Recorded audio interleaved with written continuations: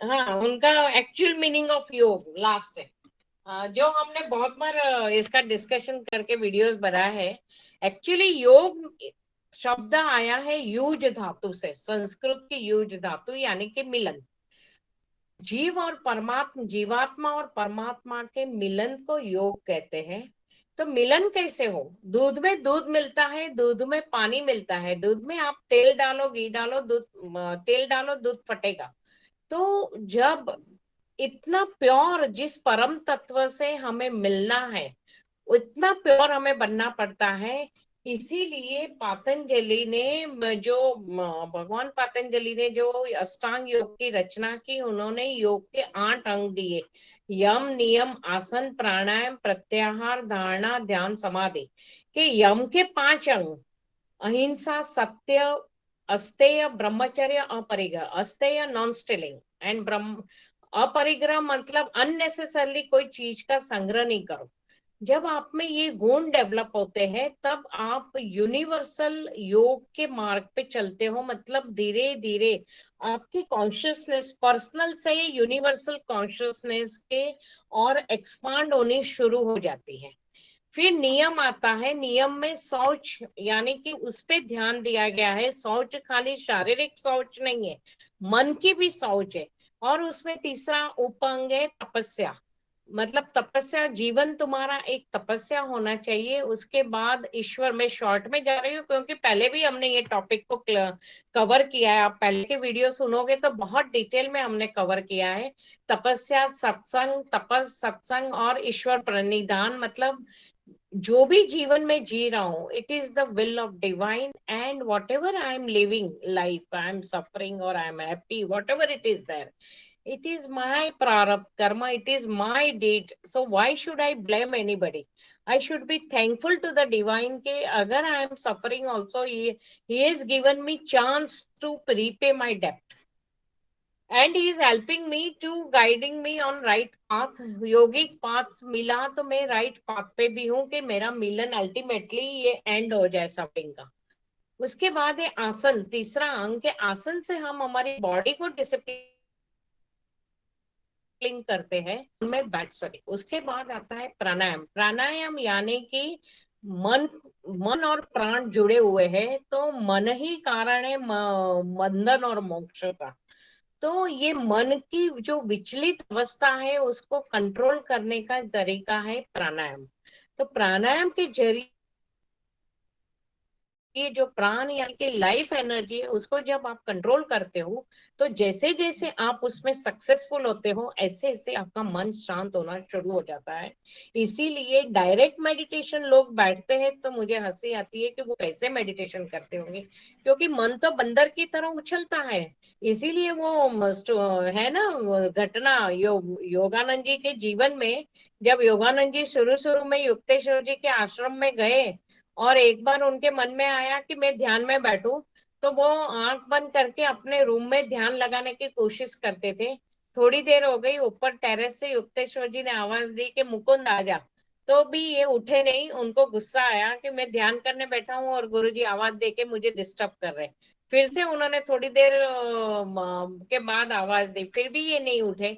तीसरी बार आवाज दी, तभी ये जबरदस्ती उठे कि अभी जाना ही पड़ेगा, बार बार बुला रहे। तो जब वो ऊपर गए तो युक्तेश्वर जी ने उनको झाड़ू पकड़ाया और बोले कि ये पत्ते उड़ के आए हैं, उसको साफ कर। फिर वो बोले कि ये तेरा मन तो पत्तों की तरह उड़ रहा था, तू क्या ध्यान कर रहा था?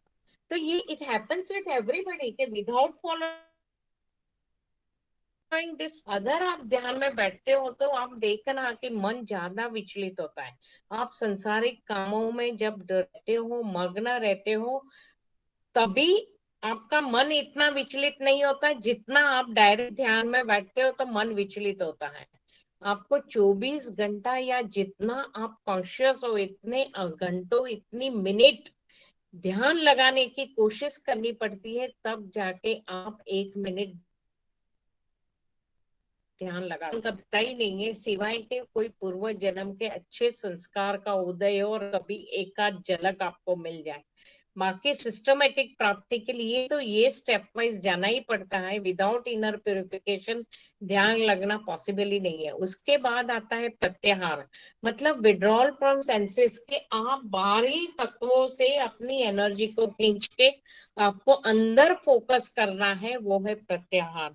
धारणा मतलब concentrating on any thought word and deed, तो उसमें है वो हम लोग सिखाते हैं निष्पन्द भाव, कि सबके बीच में रह के भी, मतलब आप संसारिक कार्यों में बिजी रहते हुए भी आपको इष्ट या अपने गुरु का ध्यान करना है। इसीलिए गुरु जी कहते थे हाथ में हो सेवा मन में हो गुरु मंत्र, मतलब वर्क मेडिटेशन, तो वो आप धारणा में कर सकते हो, फोकस टोटल वर्क मेडिटेशन जो भी करो एक्सेल करो। योग मीन्स एक्सेलेंस, योग मीन्स कर्म कर्म कुशलम, योग means conscious channelisation of energy.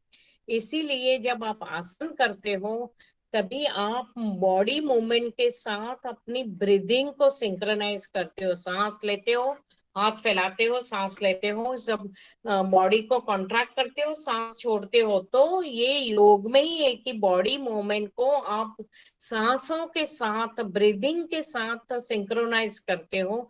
जब आप उसमें मास्टरी लेते हो तब जाके आप ध्यान में बैठ सकते हो। और जब ध्यान में बैठते हो तो it is totally going inside and withdrawal from all the external objects and going totally inside, तभी कोई फोकस नहीं है, सिर्फ अंदर जाना है। तो इसीलिए शुरू में हम लोग बोलते हैं ओपनिंग अप मेडिटेशन की आप खाली बैठो, बैठने के बाद खाली देखो what is happening in your mind, whatever thoughts coming let it come, don't try to stop it, नहीं तो वो थॉट आपको ज्यादा परेशान करेंगे। आप उसको ओपनिंग अप मेडिटेशन मतलब मन को खुलने दो, अपनी फीलिंग्स को जो भी है इमोशंस को बाहर आने दो, उसको नदी की तरह बहने दो, उससे विचलित मत हो, खाली एक स्पेक्टेटर या साक्षी भाव से उसको देखते रहो क्या हो रहा है। उसके बाद धीरे धीरे ओपनिंग अप मेडिटेशन के साथ साथ आप वर्क मेडिटेशन की कोशिश करो। और फिर सेवा में गुरु के साथ प्यार में जब आपका अनकंडीशनल लव सरेंडर हो जाता है, तब जाके गुरु कृपा से आप गुरु कॉन्शियसनेस में रम जाते हो, तब जाके समाधि अवस्था तक पहुंच जाते हो। तो योग का अर्थ खाली ब्रीदिंग एक्सरसाइज या प्राणायाम नहीं है, पर ये सारे उसके उप अंग है कि उसके मिडिल स्टेप है कि जो आपको योग के अल्टीमेट मीनिंग यानी कि मिलन, परमात्मा से मिलन वहां तक पहुंचाए। ये है योग का रियल मीनिंग। बाकी बहुत सारा डिटेल हमने पहले डिस्कस किया है, one can focus on that. Thank you very much. I think Sunil bhai quite clear. I've tried to justify your question in very short way. Very much clear.